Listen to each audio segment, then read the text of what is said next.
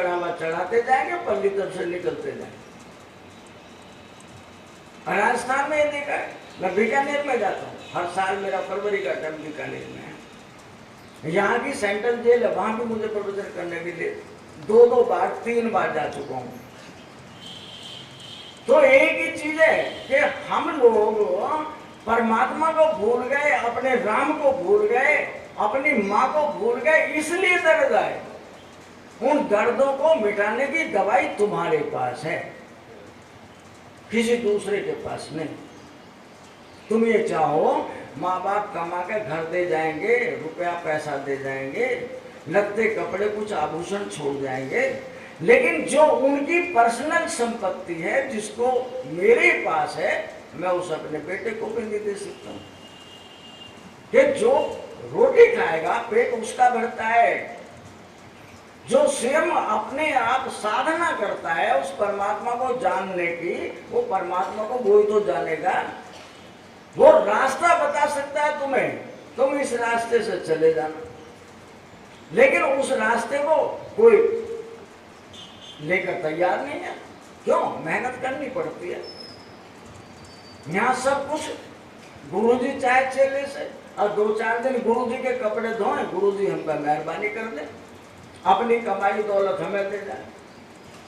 तो कितनी कमाई देंगे कि तू इसी तरह से सेवा करते रहना, रोटी मिलती रहेगी। भाई रोटी मिलती रहती तो घर में क्या बुरा था? नहीं, हम रोटी खाने के लिए नहीं आए, ये अनाज का बर्तन है, रोज खाते हो, रोज खाली कर देते हो।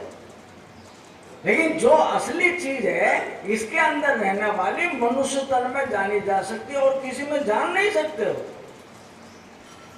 अरे इसको हमने विषयों में नरक बना दिया अपने आप को।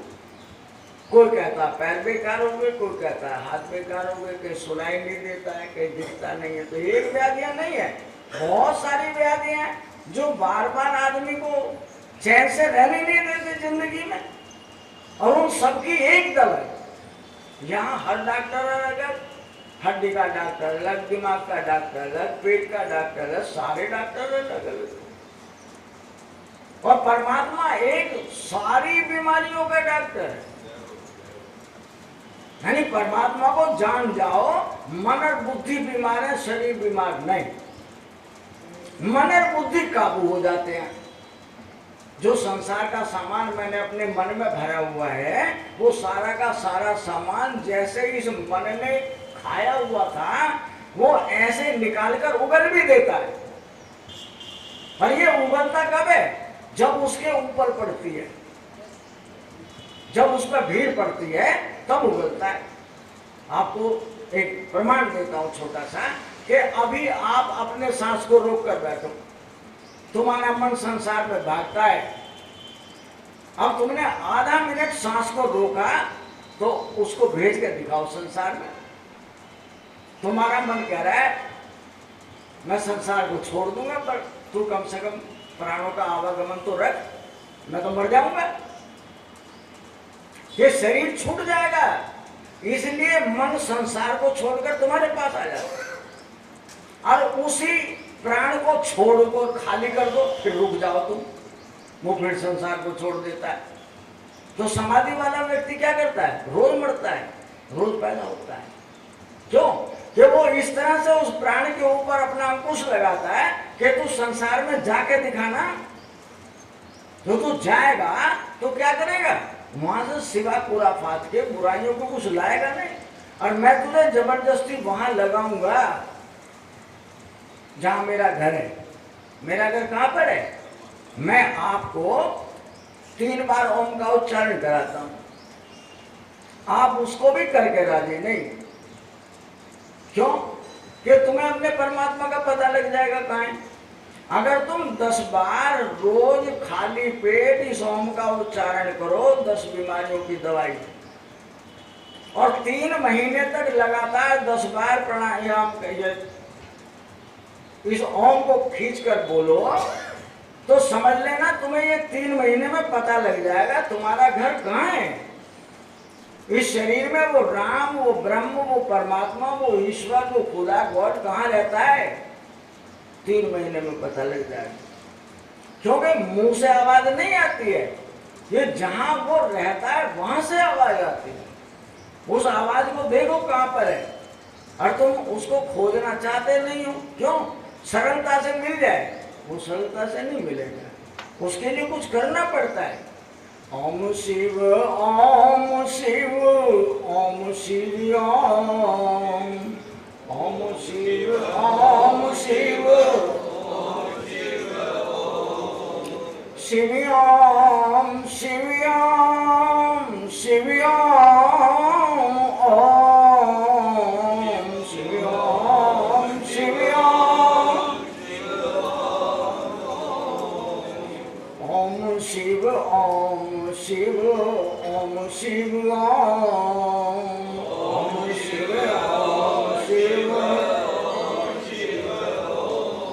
शिव्याम शिव्याम शिव्याम ओम शिव्याम शिव्याम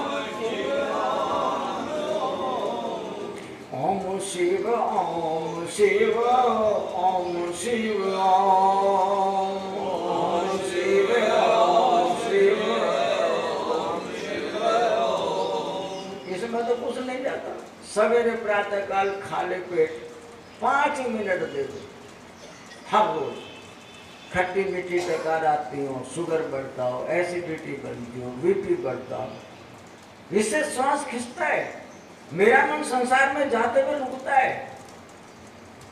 और परमात्मा का जो असली नाम है ओम है, जो शुद्ध नाम है, उसका राम नहीं है, शुद्ध नाम मेरा ओम है।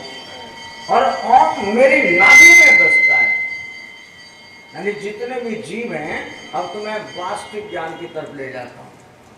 भाग्य कहते हैं स्त्री की योनि को, और जितने भी जीव पैदा होते हैं, गाय हो, कुत्ता हो, बिल्ली हो, हाथी हो, घोड़ा हो, जितने भी हैं वे वंश से उत्पन्न होता है। और उनका आकार है, उन आकार के नाम है। तो ये सृष्टि जो है, ये सारी की सारी भगवान है। जो भगवान है उस सब में परमात्मा व्यापक है। जो परमात्मा है वो किसी को नहीं दिखता है। सृष्टि जो चल रही है, उठ रही है, बैल बोल रही है, देख रही है, या दुनियादारी के सब काम कर रही है, वो सब की सब परमात्मा के कारण कर रही है। और परमात्मा किसी का भी निकल जाए तो मुर्दा है। मुर्दा अग्नि का भोजन है। मुर्दा बोल नहीं सकता, देख नहीं सकता है। इसलिए परमात्मा हम सब में व्यापक हमारी आंखों से अपनी सृष्टि को देख रहा है। यानी परमात्मा ने अपने सारे स्वरूप बनाए, वो लीला कर रहा है। अपनी लीला को हमारी आंखों से देखना, हमारे कानों से सुनना, हमारी जिह्वा से स्वाद लेना, नासिका से, इंद्रियों से सारी सृष्टि के भोग भोगना, कर सब परमात्मा ही रहा है। लेकिन हमें अहंकार के कारण, क्यों, मेरा जो मैंने पकड़ा उसकी वजह से मैं स्वयं को भूल गया, परमात्मा को भूल गया। जो मैं हूं शरीर, वो जड़ हूं, किसी दूसरे की सत्ता से यहां तक चल के आया हूं। तो जो जड़ है, जो मुर्दा है, ना वो देख सकता है, ना बोल सकता है, ना चल सकता है, ना दुनियादारी का कारोबार कर सकता है, मैं उसको पकड़े बैठा हूं। और जो इसमें सत्य है उसको बिल्कुल नहीं जानता हूं। तो मुझे सत्य को जानने के लिए शरीर मिला था। क्या कहा था उस परमात्मा ने कि जा, मैं तुझे ये मनुष्य तन इसलिए दे रहा हूं ताकि तू जाकर इस आवागमन से अपने को बचा ले। लेकिन मैं इन विषयों में, इन परमात्मा के मुखौटों में खो गया। परमात्मा सारे मुखौटों में, फलों में, सब्जियों में, दूध में, दही में, गाय में, भैंस में, ऊंट में, सब में परमात्मा है। स्वाद परमात्मा का ही है, परमात्मा ले रहा है। पर तुम्हें परमात्मा नहीं दिखता, इसीलिए रो रहे हैं हम।